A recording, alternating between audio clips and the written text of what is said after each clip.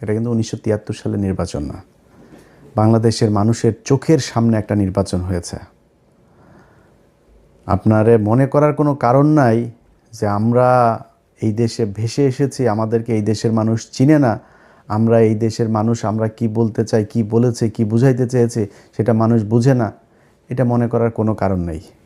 চোখের সামনে যা হওয়ার হয়েছে, যেটা হয়েছে, আজকে যেটা বলছি কালকে সেটাই বলবো, আগেও সেটাই বলেছি, ওই জায়গাতেই থাকবো। আপনার মনে করে লাভ নাই যে কালকে তারেক রহমানরে যারা গালাগালি দিয়েছে, লন্ডনে আছে, চেনে না, এখানে বসে আপনার এই বিরিয়ানির দোকান থেকে টাকা খায়া তারপরে তারা এখন যায়া এই ফেসবুকে পোস্ট টোস্ট মারে, নানান ধরনের মজা টজা করে। আরে বেটা, জামাত ইসলাম ফেল করেছে না পাশ করেছে, এটা দিয়ে আমার কোনো লাভও হবে না, আমার ব্যক্তিগত কোনো লসও হবে না। এই দেশের ক্ষতি হয়েছে। চোর, বাটপার, দুর্নীতিবাজ এরা যদি দেশ চালায়, সেই দেশ কোনো দিন ভালো চলবে না।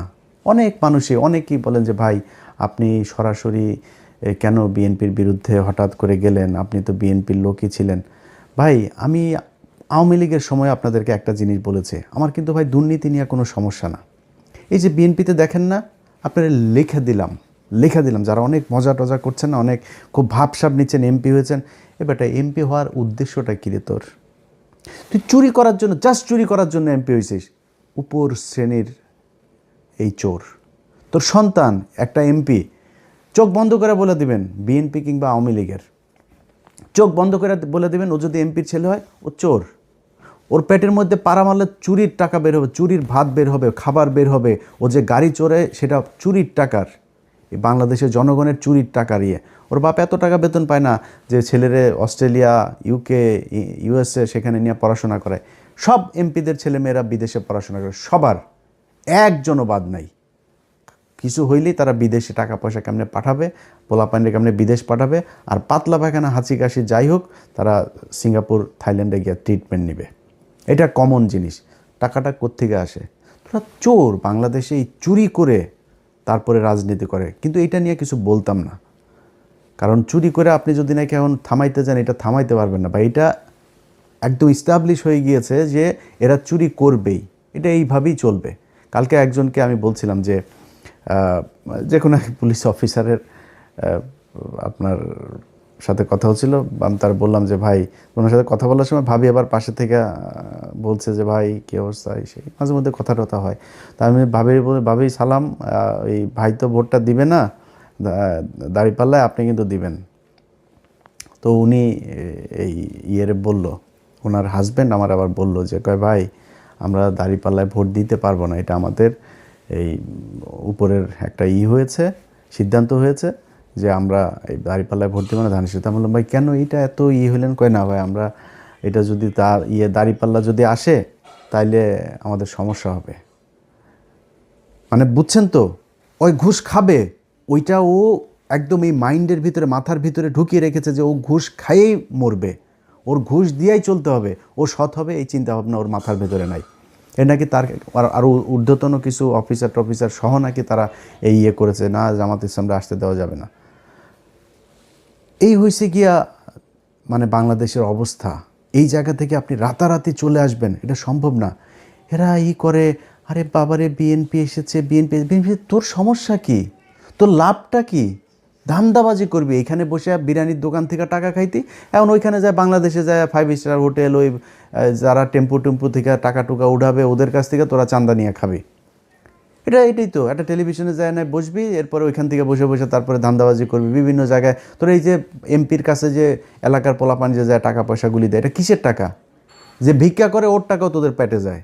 এই যে এমপিদের পোলাপান যারা আছিস, তোদের পেটের মধ্যে ভিক্ষা করে ফুটপাতে বসা ল্যাংরা খোড়া যেসব মানুষ যাদেরকে আল্লাহ কোনো না কোনো কারণে প্রতিবন্ধী বানিয়েছেন, এরা হালাল ইনকাম করে, ভিক্ষা হালাল, কিন্তু খুব নিম্নমানের হালাল, কিন্তু হালাল, এটা হারাম না।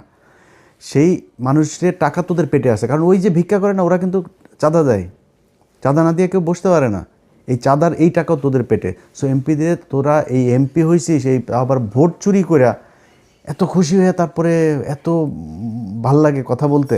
আরে বাবারে মনে হয় বিরাট একটা ব্যাপার, বা কি ভাই কি হইলো, আরে বাবা বিশাল ব্যাপার। কি করবি? চুরি করবি? কোনো ভালো উদ্দেশ্য আছে? একজন এমপি বল আমার বিএনপির একজন এমপি আছে যার কিনা উদ্দেশ্য আছে আসলে দেশের এই করা, দেশের সেটা মারা। এরা এই যে কথা বলে দেশের মানুষের জন্য কিছু, আল্লাহর পর সালারা, তুই মানুষের জন্য যদি কিছু করতে চাইতি তো সম্পত্তি কমে? কোনো এমপির সম্পত্তি কমে জীবনে কোনো দিন? ওই এমপি হইলে ওর যদি 5 কোটির মালিক হয় পরের বছর এই হলফনামার মধ্যে যাই করে। এই হইল গিয়ে অবস্থা। এই হলফনামাটা নিয়েও এই ইউনূসের সরকার এই শয়তানি করেছে। আওয়ামী লীগের সময় হলফনামাগুলো অনলাইনে দেখা যাইত, কয়েকদিন আগে এই নির্বাচন কমিশন আসার পরে হলফনামাগুলো সব বন্ধ করে দিয়েছে। বন্ধ করেছে কেন জানেন? 2018 সালে এইবারের অনেক বিএনপির প্রার্থীদের হলফনামা ওইখানে ছিল।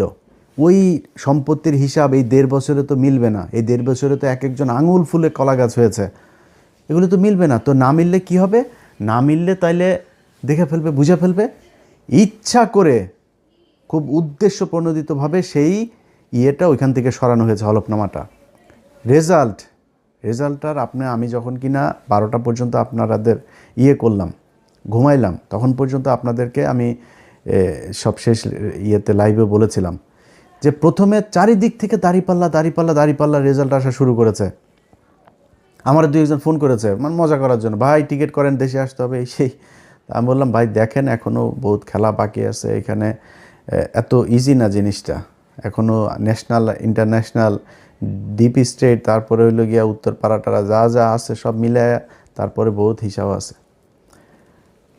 তখন নির্বাচন কমিশনের যে অ্যাপসটা আছে সেখানে দেখাইলো সব শেষ। ওরা দেখিয়েছে দাঁড়িপাল্লা 17 আর ধানের শীষ 12। প্রথমে কিন্তু 5টা না 6টা সব দাঁড়িপাল্লা। এরপরে সব শেষ এসে দাঁড়াইলো হইলো আপনার দাঁড়িপাল্লা হইলো এই 17 আর ওরা 12। হঠাৎ করে অ্যাপসটা বন্ধ হয়ে গেল, ওইখানে আর কোনো কিছু দেখায় না, কিচ্ছু দেখা যায় না। আমি আপনাদেরকে এখনও দেখাই, সেখানে আপনারা যদি যান, আপনারা নিশ্চয়ই অনেকেই এখানে এই অ্যাপসটার ব্যাপারে আপনাদের জানা আছে। এই যে দেখেন রেজাল্ট শেষ হয়ে গিয়েছে, প্রধানমন্ত্রী বসে যাবে কিছুক্ষণের মধ্যে। সেই দেশে এখন পর্যন্ত নির্বাচন কমিশনের এই চোরের বাচ্চাদের সাথে আমার সমস্যাটা কেন হয়েছে সেটা এই দেশের মানুষ হারে হারে টের পাবে। এই চোরের বাচ্চারা আসার পর থেকে শুরু থেকে এরা জাউরামি শুরু করেছে। ইন্টারন্যাশনাল জাউরা একটারে নিয়ে বসাইছে ওইখানে, ন্যাশনাল জাউরাদের পাশাপাশি ইন্টারন্যাশনাল জাউরাও সেখানে বসেছে। সেই জাউরারা বসে তারপরে কি করলো, যারা ওদেরকে বসাইলো ওদের নাম দিল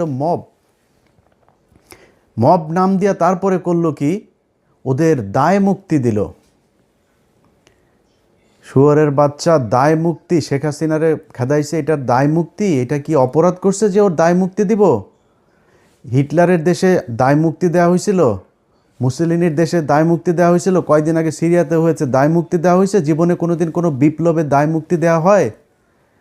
দায় মুক্তি দিলে কি হয় এটা বাংলাদেশেই উদাহরণ আছে। জিয়াউর রহমান ইনডেমনিটি দিয়ে গিয়েছিলেন, এই আপনার ইনডেমনিটিটা যদিও মুস্তাকের সময় দেওয়া হয়েছিল, সে এক্সটেন্ড করেছিল, সে ওটারে উইথড্র করে নাই, কিন্তু ইনডেমনিটি দেওয়া হয়েছিল যে 15ই আগস্টে এটা নিয়ে কোনো বিচার করা যাবে নাই, সেই বিচার হয় নাই। আজকে যে দায় মুক্তি দেওয়া হয়েছে, এই দায় মুক্তি দিয়ে ইউনূস প্রমাণ করে গিয়েছে যে এরা অপরাধ করেছে, এই অপরাধের বিচার করা যাবে না। আমি অপরাধ করি না, আপনি দায় মুক্তি দিবেন কেন? যেদিন দায় মুক্তির কথা বলা হয়েছে, দায় মুক্তি অধ্যাদেশ যেদিন জারি করা হয়েছে, সেদিন এই যে যারা আছে আজকে বিপ্লবী, যারা জুলাই আন্দোলনের নেতৃত্ব দিয়েছিল, এদের ফাঁসির দড়ি রেডি করে গিয়েছে সেদিন থেকে। এরা এসে এখন সুশীল সাজে। একদম শুরুতেই মাহমুদুর রহমান যখন দেশে গেল, মাহমুদুর রহমান দেশে যাবে, তারা মাহমুদুর রহমানের 3-4 দিন জেলে থাকতে হইল। ওনারা আইন মেনে, তারপরে তুই কোন আইন দিয়ে রে উপদেষ্টা হয়েছিলি আমারে বলতো, কোন আইন তোরে শেখ হাসিনারে দেশ থেকে বার করাইলি? শেখ হাসিনার সংবিধানে কোনো অসাংবিধানিক, কোনো অনির্বাচিত সরকারের কোনো অস্তিত্ব আছে? সেই সংবিধানের উপরে বসে তোরা চুপ করে রেখে দিছিস। তোরা আসিস এদের বিরুদ্ধে দায় মুক্তি অধ্যাদেশ দেশ। এই দায় মুক্তি দিয়া আমি আজকে আমার মানে আল্লাহ কতদিন বাঁচিয়ে রাখবে সেটা জানি না, সারা জীবন তো বেঁচে থাকবো না। আমার মৃত্যুর আগে হোক আর পরে হোক, আপনাদের একটা জিনিস বলে গেলাম, এই দায় মুক্তি দিয়া যারা এই হাসনাত, সার্জিস, নাহিদ, আসিফ, মাহফুজ যারা আছে না, এদের ফাঁসি একদিন এই দেশে হবে, হইতে পারে যদি এই দেশে আবার আওয়ামী লীগ ব্যাক করে। আর আওয়ামী লীগ যে ব্যাক করবে সেটা মোটামুটি গ্যারান্টি হয়ে গিয়েছে। আওয়ামী লীগ আপনি রাজনীতি এই দেশে করতে দিবেন, রাজনীতি করতে দেওয়ার পরে মনে করেন 10-15 বছর পরে আওয়ামী লীগ আসলো, আপনাদের এই বিচার করবে না? বিচার তো করার জন্য আপনি সুযোগ দিয়েছেন, আপনি বলেছেন আপনি অপরাধ করেছেন, সেটার দায় মুক্তি দেওয়া হয়েছে। দায় মুক্তি অধ্যাদেশটা বাতিল করে দিল, কি করবেন? 15ই আগস্টের ঘটনায় সব কয়টার ফাঁসি দেওয়া হয়েছে না? এই একই দায় মুক্তির অধ্যাদেশ করা হয়েছিল তো, তাই না? এই ইন্ডেমনিটি দিয়েই তাদের বাঁচিয়ে রাখা হয়েছিল, দেশ থেকে বের করে দেওয়া হয়েছিল। তারপরে জিয়াউর রহমান যদি সেদিন এই বিপ্লবীদেরকে দেশে রেখে তারপরে যদি সরকার পরিচালনা করত, সেই বিপ্লবী সরকার দিয়ে যদি পরিচালনা করতো, তাহলে জিয়াউর রহমানেরও মরতে হইতো না। জিয়াউর রহমান এই একই পাকনামি করে তারপরে তাদেরকে, মেজর ডালিম যিনি এখন বাইরে আছেন, যদি আধা ঘন্টা তার সাথে কথা বলেন, তাহলে 29.5 মিনিট জিয়াউর রহমানের গালাগালি করে উনি। বিশাল ক্ষোভ তার, প্রচণ্ড ক্ষোভ, অনেক ঘৃণা আমার দেশের প্রতি। কারণ এই দেশ তারা বাঁচিয়ে গিয়েছেন, এই বীর যোদ্ধাদেরকে আমাদের দেশের মানুষ সম্মান করতে পারে নাই, এই জন্য আজকে দেশের এই অবস্থা। আপনারা এখন দাঁত কেলায়া তারপরে হাসেন, আরে বাবারে বাবারে বাবা, কত নির্লজ্জ হইলে একটা মানুষ। আরে বেটা, মানুষ জানে না আমরা কারা, আমরা কি কথা বলি আমরা জানি না। তো একজন আমার একটু আগে বলতেছে যে ভাই আপনি বিএনপির বিরুদ্ধে একদম এইভাবে অলওয়ে কেন গেলেন? এবারটা বিএনপির বিরুদ্ধে যাই নাই, বিএনপি যে চাঁদাবাজি করে, চাঁদাবাজি করেই খাবে, এটা আমরা জানি। আমি আওয়ামী লীগ আমলে বলেছি এই কথা, যে বিএনপি যদি 15 বছর সুযোগ পায় তাহলে আওয়ামী লীগের চেয়েও ভয়ঙ্কর অবস্থা ধারণ করবে দুর্নীতির দিকটা। খালি জিয়া পরিবারের প্রতি সম্মানটা কেন? জিয়া পরিবারের প্রতি সম্মান একটাই কারণ, সেটা হচ্ছে যে ভারতের বেলায় তারা এই ভারত তার বাবাকে মেরেছে, ভারত তার মাকে মেরেছে, হইতে পারে এই ভারতের হাতে তারও মৃত্যু হবে। সো এই ভারত আপনার তার পরিবারের শত্রু। পারিবারিকভাবে তারা ভারতের বিরুদ্ধে সবসময় অবস্থান নিয়েছে, তাদের ভিতরে একটা দেশপ্রেম আছে, যেই কারণে আমরা এদের প্রতি একটা আমাদের সফট কর্নার আছে, তাদের প্রতি একটা সম্মান আছে। কিন্তু এখন দুর্নীতির কথার কারণে তো আমরা তার কাছ থেকে এই বিএনপির বিরুদ্ধে এইভাবে দাঁড়াইনি। কেন দাঁড়িয়েছি? তিনি হঠাৎ করে এসে এখন বলছেন শেখ হাসিনার পরিবারের লোকজন চাইলে রাজনীতিতে ফিরবে। তারপরে আপনার হইলে আওয়ামী লীগ নাকি ওনাদের ভাই ভাই, নির্বাচিত হইলে সব মামলা তুলে নেবেন। আওয়ামী লীগের লোকজনের প্রতি কোনো ক্ষোভ নাই তাদের, কোনো কিছুই হবে না। তো সেটা যদি হয়, এখন হয়েছে, এখন সেটা হয়তো হবে। তো তাহলে তো এটা আমাদের সমস্যা। আমরা তো এই আওয়ামী লীগ আর ইন্ডিয়ার জন্যই তো আমরা এত কিছু করেছি। আমি যে আমার নিজের পরিবারের এই যে এতটা বছর নষ্ট করলাম, কেন? আওয়ামী লীগ আর ভারতের কারণে। আপনি সেই আওয়ামী লীগ তো মানে এটা সেপারেট কিছু না, Awami League itself India. So আপনি আওয়ামী লীগকে আনবেন আর ইন্ডিয়া আসবে না, বিষয়টা তো এরকম না। যেই কারণে আপনাদের পক্ষে থাকার কোনো সুযোগ ছিল না, এবং আজকে নাই, এখান থেকে ফিরে না আসলে সামনেও থাকবো না। আপনার মনে করার কোনো কারণ নাই যে ওই বিরানি আলমদের মতন আপনার 5 বছর আগে বলবো যে তারেক রহমান লন্ডনে, কে যেন ওই যে ভাবসাব নিয়ে কথা বলছে না আপনার ওরা, এখন তারেক রহমানের পা চাটে। এটা ইলিয়াসরে দেওয়া হবে না, এটা আপনারে দেওয়া হবে। এই ইলিয়াসের পেটের মধ্যে হারাম ঢোকানো বহুত কঠিন জিনিস। সো ওইটা আপনাদের দেওয়া হবে, আপনারা হাসি খুশি তারপরে এখন খুব মজায় থাকবেন। মজা, এটা আপনারা জন্ম নিয়েছেন অসৎ পয়সা, হারাম টাকা, মানুষের কুকুরের মতো লাথি উষ্টা খায় তারপরে তার পায়ে চাপা ধরে বসে থাকার জন্য। আমাদের এই জন্য জন্ম হয় না। আল্লাহ যেন ওই রাস্তায় জীবনে কোনো দিন না নেয়। জীবনের সবচাইতে খুব খারাপ পরিস্থিতির ভেতরে দাঁড়ায়ও নিজের আদর্শ যেটা, ওইটা ধরে রাখবো। এইটা সারা জীবন করব, আজকে করছি, পরেও করব। জামাত ইসলাম আজকে হেরে গিয়েছে না, হারানো হয়েছে তাদেরকে। এই জামাত ইসলামের খুব খারাপ ভয়ঙ্কর পরিস্থিতিতেও ছিলাম, সামনেও থাকবো, যতক্ষণ পর্যন্ত দেখব যে না এই লোকগুলি সৎ। আমার যদি আপনি এখন ইন্ডিয়ার বিষয়টা না আনতেন, আমি বিএনপির সাথে জামাতের বিষয়টা এইভাবে করতাম না। কিন্তু যেহেতু আমি নিজের চোখে দেখছি এই দেশের, এই ভারতের হাত থেকে, আমার শত্রু ভাই পৃথিবীতে আমার কোনো শত্রু নাই, আমার শত্রু একটাই, সেটা হচ্ছে ভারত। এই ভারতের বিরুদ্ধে যারা, ভারত যাদেরকে অপছন্দ করে, আমি তাদের দলে। সো তারা স্পষ্ট অবস্থান নিয়েছে, তারা সরাসরি বলেছে যে খালেদা পুত্র ভারতের সাথে সমঝোতা করে দেশে ঢুকেছে। তাদের পত্রিকা নিউজ করেছে। এই কয়েকদিন আগে তাদের এক মিলিটারি অফিসার, খুব ঊর্ধ্বতন অফিসার, রিটায়ার্ড, সে বলেছে যে যেদিন বলেছে যে দিল্লি না ঢাকা, ঢাকা ঢাকা, দিল্লি না পিন্ডি, ঢাকা ঢাকা না পিন্ডি, ঢাকা এটা যেদিন বলেছে সেই দিনই বিএনপি শেষ হয়ে গিয়েছে, সেদিনই বিএনপি ভারতের পক্ষে চলে এসেছে। মিলিটারি অফিসার বলেছে এই কথা। তো এর মানে হলো কি যে আপনার ভারতের সাথেও তাহলে নিশ্চয়ই কিছু একটা হয়েছে, আমরা তো সেটা এখনও জানি না সেই ঘটনা কি হইলো আসলেই কি। তো এই জিনিসগুলি আমরা দেখলাম সেই শুরু থেকে এখন পর্যন্ত। তো দেখে একটা নির্বাচন হইল, এবং সেই নির্বাচনের মধ্যে যদি নাকি মিনিমাম আপনাদের লজ্জাবোধ থাকতো বা সততাবোধ থাকতো, তাহলে নির্বাচন শুরু হওয়ার আগের থেকে 2 মাস ধরে যখন এই যে মানুষগুলোকে আপনার করা হচ্ছে, হুমকি দেওয়া হচ্ছে, ঘর থেকে বের হইতে পারবি না, ঘর থেকে বের হইলেই কিন্তু পা ভেঙে দেওয়া হবে, ভোট কেন্দ্রে ধানের শীষের লোক ছাড়া কাউকে যেতে দেওয়া হবে না, এই এই এই হুমকিগুলো দিয়েছে না। এই হুমকি দেওয়ার পরে বিএনপি থেকে কোনো ব্যবস্থা নেওয়া হয়েছে? তারেক রহমান দেশে যাওয়ার পরেও কোনো ব্যবস্থা নেওয়া হয়েছে? কিছুই করা হয় নাই। তাহলে ঘটনাটা কি দাঁড়াইলো? ঘটনা দাঁড়াইল আপনারা এরকম একটা নির্বাচন করেই ক্ষমতায় আসতে চেয়েছেন। সো এত ভাব মারার কিছু নাই তো, চুরি করে এসেছেন ক্ষমতায়, চুরি করে ক্ষমতায় দেখেন থাকেন। আল্লাহ যা করে ভালোর জন্য করে। যদি নাকি মনে করেন যে এই সামনের দেশ চালানোটা এত সহজ হবে, এত সুন্দর এক দেশ আপনাদের জন্য রেখে গেল এই বালের সরকার একটা, এটা মনে করার কোনো কারণ নেই। প্রতিটা পদে পদে টের পাবেন। আপনার যেই ভালোবাসার সাংবাদিকরা আপনাদের এখন আছে, সেই সাংবাদিকরাই বুঝাই দিবে, এরাই বুঝাই দিবে আপনাদেরকে কি জিনিস তারা। তারা সেই হাসিনার পাচাটা কুকুরগুলো এখন ওইখানে বসে আছে, তারা এখন আপনাদের খুব বিপদে পড়ে তারপরে পাটা চাটছে। কয়দিন পরে পা দুইটা ধাপ করে সরাই দেওয়ার পরে বিচিতে ধরে টান দিবে, বলে গেলাম এটা। তো এই হচ্ছে নির্বাচনের সার্বিক অবস্থা। আপনাদের যদি আমি চ্যানেল 24-এর ইয়েটা দেখাই, আপনারা দেখেছেন গণমাধ্যমের আজকের ভূমিকা। তারা প্রথম অবস্থায়, আমি সব শেষ ইয়েটা যখন করলাম, লাইভটা যখন করলাম, ধরেন তখন বাজে কয়টা, বাংলাদেশ সময় দুপুর 12টা বাজে। ওই সময়টাতে দেখেন তারা কি করলো, নিউজ করছে শুধু বিএনপির, শুধু বিএনপির। আরে আমার তো মানে মূল ছিল যে খবরটা জানা, যে চুয়াডাঙ্গার অবস্থাটা কি, যে চুয়াডাঙ্গায় কতজন এই শরীফের বিরুদ্ধে যে দাঁড়িয়েছে মাসুদ পারভেজ রাসেল, তার কী অবস্থা। ওনার আবার ওইখানে আমার কিছু সম্পৃক্ততা আছে, যেই কারণে আমার এটা নিয়ে খুব আগ্রহ ছিল।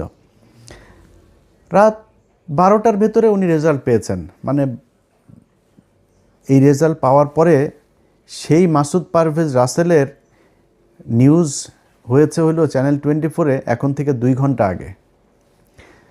তারপরে ওইখানে ছাড়াও গত 3 ঘন্টার মধ্যে আপনি যদি নাকি রেজাল্টগুলো দেখেন এখন বেশিরভাগ জামাত যাচ্ছে। দেখেন রাজশাহী 4 আসনে আব্দুল বারী সরকার, তিনি 1,15,000 পেয়ে বিজয়ী হয়েছেন। তারপরে ধরেন অ্যাডভোকেট রুহুল আমিন চুয়াডাঙ্গা 2 আসন থেকে বিজয়ী হয়েছেন। তারপরে হইল গিয়া রাজশাহী 1 আসনে বিজয়ী হয়েছেন মোহাম্মদ মুজিবুর রহমান, 1,71,000 ভোট পেয়েছেন। মোহাম্মদ আফজাল হোসেন কুষ্টিয়া 4 আসনে পেয়েছেন, 2 ঘন্টা আগের নিউজ। কুষ্টিয়া 3 আসনের বিজয়ী হয়েছেন মুফতি আমির হামজা। তারপরে ঢাকাতে দেখেন, ঢাকাতে এই খবর তারা বহু আগে পাইতো, ঢাকার রেজাল্ট বেরোতে কেন এত সময় লাগবে। আতাউর রহমান বাচ্চু নড়াইল 2 আসনে পেয়েছেন দাঁড়িপাল্লা। তারপরে আপনার নামগুলো মনে রাখেন। তারপরে দাঁড়িপাল্লার অধ্যক্ষ আব্দুল হালিম বাগেরহাট 4 আসনে পেয়েছেন। তারপরে বাগেরহাট 2 আসনে বিজয়ী হয়েছেন শেখ মঞ্জুরুল হক রাহাত ভাই।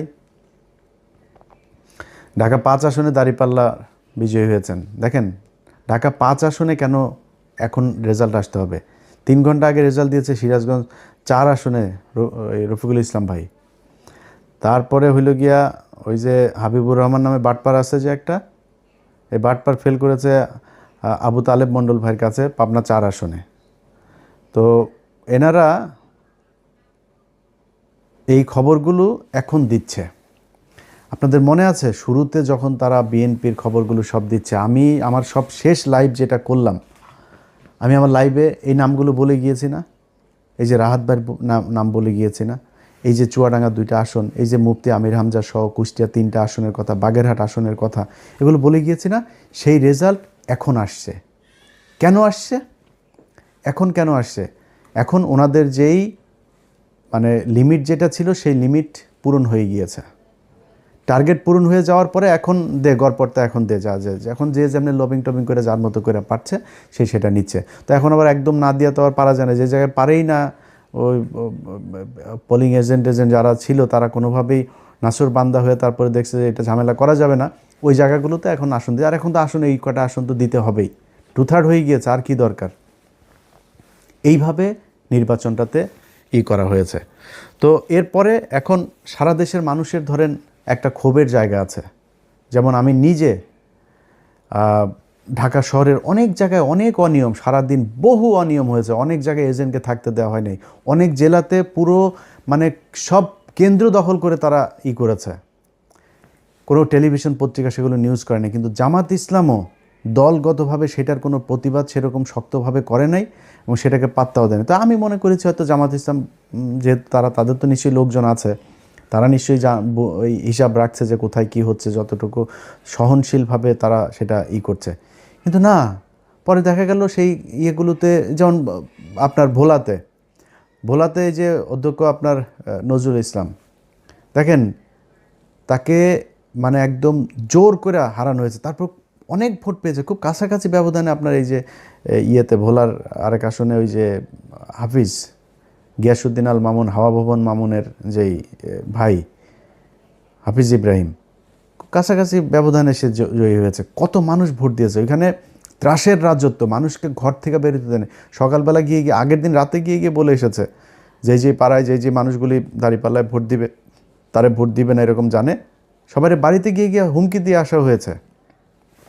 আমার যে ফেসবুকে আপনারা এই ভিডিও দেখছেন, এই ফেসবুক পেজের মধ্যেই দেখবেন কত শত ভিডিও আমি আপলোড দিয়েছি।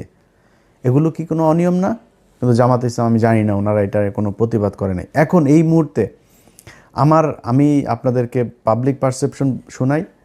মানুষ যারা আপনাদেরকে ভোট দিয়েছে, ভাই আপনারা এখন মাফ করে দিচ্ছেন, আপনারা এখন এটার নিয়ে কিছুই বলবেন না, কিছুই আপনাদের কোনো ক্ষোভ নাই, যা পেয়েছেন আলহামদুলিল্লাহ, এটা যদি বলেন।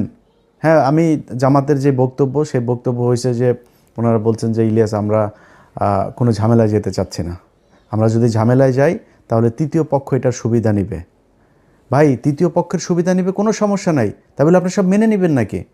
আপনাকে তো প্রতিবাদটা করতে হবে, আপনাকে তো জানাইতে হবে যে আমরা ভোটটা এই কারণে আমরা মেনে নিচ্ছি, কিন্তু মেনে নিলেও আপনারা এই অন্যায়গুলো করেছেন, এটা ভবিষ্যতে আমরা মানব না, কিংবা এটার কি চাই, একটু কথা তো বলতে হবে জামাতরে। কিন্তু জামাত সেটা বলে না, এটা জামাতের ব্যাপার, জামাত কি করবে। কিন্তু আমি শুরুর থেকে একটু বলি যে জামাতের সাথে যখন এই জোটটা হয়, এই জোটের সময় নানান দেন দরবার একবার আসে যায় আসে, এনসিপিও বিএনপির সাথে জোট বেঁধে ফেলে, এরকম অবস্থা আর কি, হুমকি দেয়, বুঝছেন। তো এরা 30টা আসন নিল। ভাই 30টা আসন কি মনে করে নিলেন আমার বলেন তো একটু। মামুনুল হক 20 আসন, তার 50 আসন দিতে হবে।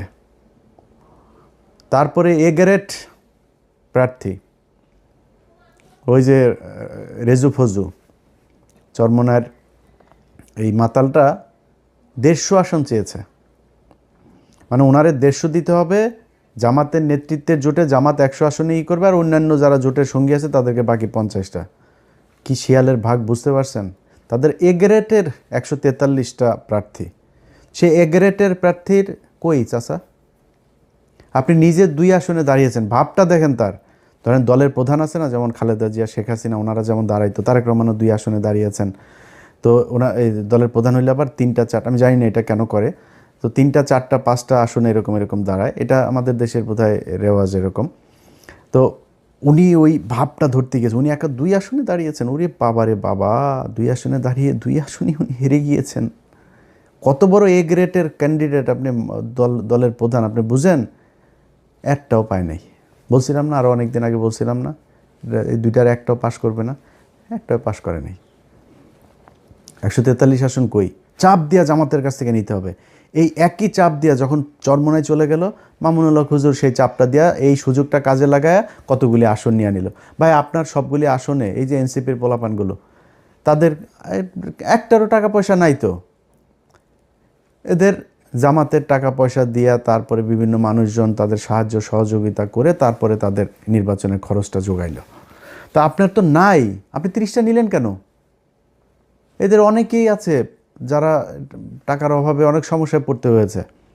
তা আমি নিজে যতটুকু পেরেছি এরে ওরে না তারে বলে টলে এরকম আমি নিজে থেকেও বলেছি অনেককে, তা এরা হয়েছে। তারপরে জামাত ইসলাম তো তাদের সহায়তা করেছেই। তো এইভাবে তো আপনি 30 আসন নিলেন কেন? এই যে চুয়াডাঙ্গা 1 আসনে, এটা আমার ইস্যু। আমি এই শরীফকে নিয়ে 15 মিনিটস করেছিলাম। বিশাল চাঁদাবাজ, ধর্ষক একটা মেয়েকে ধর্ষণ করে তারে ভুয়া বিয়ে করে তারপরে শারীরিক সম্পর্ক করে মেয়েটারে তারপর ছেড়ে দিছে। সেই মেয়েটা যখন তারা চাপ দিছে তারে মাদকের আসামি বানায় জেলখানা, এখনও জেলে আছে সেই মহিলা। সেই মহিলা একজন বিএনপির কর্মী, তার ভাই বিএনপি আওয়ামী লীগের সময় অনেকবার জেল খেটেছে, অনেক নির্যাতন সহ্য করেছে, অনেক মামলা আছে তার নামে। সেই ছেলেটার বোনটাকে ওর বোনটাও জামাত এই বিএনপি করতো, একই সাথে রাজনীতি করতো, গান গায় মহিলা। সেই গানের শিল্পীটাকে আপনার জেলখানায় নিয়ে রেখে দিয়েছে, এখনও সে জেলে। এগুলোর কারণে আমি তারেক রহমানকে বলেছি বিএনপির সর্বোচ্চ নীতি নির্ধারণীর কাছে আমি এই চুয়াডাঙ্গা 1 আসনের এই প্রার্থীর, আমি কোনো নির্দিষ্ট কোনো প্রার্থীর কথা বলি না, বলছি এরে সরান। এটা নিয়ে বিএনপির সাথে এবার আমার প্রথম ঝামেলার শুরু। 5 দিন পরে তারে মনোনয়ন দিয়েছেন। এত ঘাটতারামো করা তো ভাই ভালো না, তাই না? তার মান দিয়া তারপরে কি করেছেন এখন দেখেন অবস্থা। এইখানে জামাত ইসলাম চেয়েছিল মোল্লা ফারুক নামে এক ছেলের দিতে। এর না আছে এলাকায় কোনো প্রভাব, না আছে কোনো ভোট, না আছে পরিচিতি, কিছু নেই, ঢাকায় থাকে। সে যায় আক্তারের বন্ধু, এই জন্য তারা জামাত ইসলাম দিবে। আমি জামাত ইসলাম বলছি যে ভাই এটা দিতে হবে, এটা আমার আসন, আমারে দিতে হবে, এটা আমি চাইলাম। আমি চাই নিয়ে তারপরে এই অ্যাডভোকেট মাসুদ পারভেজ রাসেলকে এটা করেছি যে আপনি নির্বাচন করবেন। বিশাল ব্যবধানে জিতেছে সেখানে চুয়াডাঙ্গা 2টা আসনই জামাত পেয়েছে, সেখানে নিয়ে দেওয়া হলো। ওখানে যদি ওই ছেলের দেওয়া হইতো 100% সে হারতো। আমি আলেম সাহেব নাম বলে আর চাকরি হারাইতে চাই না, আলেম সাহেব আপনার জোটের সঙ্গী বিএনপির প্রার্থীর কাছ থেকে মাত্র 1 কোটি টাকা নিয়েছে। 1 কোটি টাকা নিয়ে সিট বেঁচে দিয়েছেন তিনি। ঠিক আছে ভাই আপনি করেন, আমি আমার মতো চুপচাপ থাকবো। এই হইল অবস্থা। তো আপনারা এই যে এতগুলো আসন নিয়ে তারপরে জামাত ইসলামের এটারে নষ্ট করলেন, এটা করা তো ভাই ঠিক হয় নাই। এটা করাতে আপনারও ক্ষতি হয়েছে, তাদেরও ক্ষতি হয়েছে। এই যে আজকে মামুনুল হক তিনি আপনার করছে, এই কান্নাকাটি করছেন, এখন তারা জোর করে করছেন। ভাই আপনার তো লোক নাই। আমি ঢাকা শহরের মতো জায়গায় অনেক জায়গায় শুনেছি যে মানে বেশিরভাগ সব জায়গাতেই 3জন 4জন করে তাদের লোক, এখানে এদের 1জন লোক, কোথাও লোকই নাই। তাদের বাইরে বুথ করা হয়েছে 3টা 4টা বুথ, তাদের বুথের ভেতরে পানি টানি খাবার টাবার বিরিয়ানি টিরানির অভাব নাই, আর শিবিরের ছোট্ট একটা বুথ। এইভাবে নির্বাচন করেছে। আপনার তো লোক নাই, আপনি যে দাঁড়াইলেন আপনার কিছু টাকা পয়সা লাগবে না, আপনার লোকজন লাগবে না যারা কিনা সবগুলো কেন্দ্রে পাহারা দিবে, এটা পারেন নাই, যে কারণে সমস্যা হয়। সব জায়গায় ছড়ায়া ছিটায় না করে 2টা আসন নিতেন, 5টা আসন নিতেন, নিয়ে আপনার লোকগুলির সব এই 5 আসনে কাজে লাগাইতেন, তাহলে রেজাল্ট পাইতেন। আপনি তো করেন নাই সেটা। আপনাকে মানুষ ভোট দিয়েছে, ভোট আপনারে দেয় নাই, ভোট এই ধানের শীষের বিরুদ্ধে মানুষ ভোট দিয়েছে। এবার নৌকারে যেভাবে ঘৃণা করেছে, এবার ধানের শীষে 1.5 বছরে মানুষ ওই ঘৃণা করেছে, করে আপনাদেরকে ভোট দিয়েছে। এই দেশের মানুষের দোষ দেওয়া লাভ নাই। আপনাদের ভোট দিয়েছে, আপনারা সেই ভোট গণনা করে সেই রেজাল্টটা আপনারা ঘরে আনতে পারেন, এটা আপনাদের ব্যর্থতা। তারপরেও মন্দের ভালো হইল, এই দেশের মানুষ ভালো আর মন্দের মাঝখানে যেই দেয়াল সেটা তারা চিনতে শিখেছে। যারা কিনা ভাবসাব মাইরা এখন মনে করেন ইনমিন কইরা তারপরে পারফিউম মেয়েরা সরকারি গাড়ি নিয়ে সংসদে যাবে, ভাই পেটটার মধ্যে আপনার বাচ্চার পেটটার মধ্যে পাড়া দিলে ঘুষের টাকা, চুরির টাকা, পাবলিকের চুরির টাকা আমি আপনার ঘরে, তো ভাব ছুতান কেন? আপনারা চুরি করে তারপরে এমপি হইছেন, চোরের মতো থাকবেন,